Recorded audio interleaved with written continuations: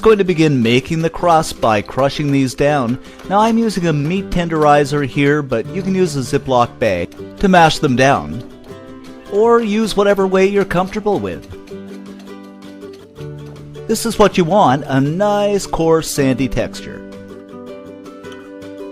Now what you need to do is mix this up with some brown sugar, some melted butter, and I'm just going to take my spatula and give it a mix until it's well combined. This is just about the texture you want. It's kind of like a wet sander paste. What I've got here is a springform cake pan, and I'm going to spoon the mixture in until we get about 2/3 to 1/2 inch thick. Just make sure you pack it down because this is going to be the crust. And of course you can use a tart pan or cake pan, whatever you have on hand for this. The next thing I'm going to do is pour the whipping cream into a bowl. And we're going to beat this using an electric mixer on high speed for about, I'd say, 5 minutes. Until it becomes thick and fluffy, just about like this. Now what I'm going to do is add the cream cheese to a separate bowl. And just make sure it's at room temperature so it's easy to work with.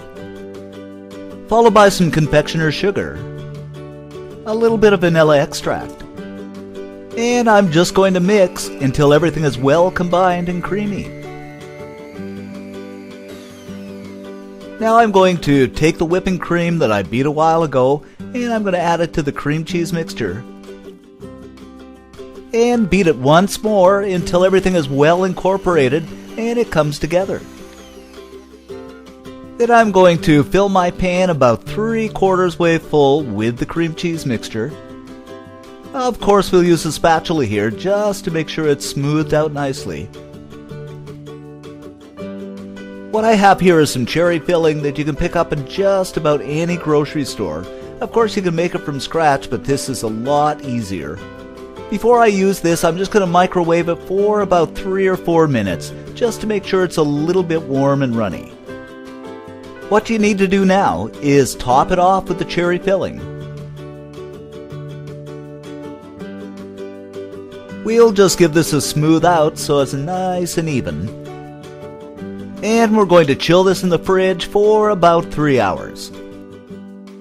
Now our cake is chilled and set nicely. You can either slice it up or serve it whole.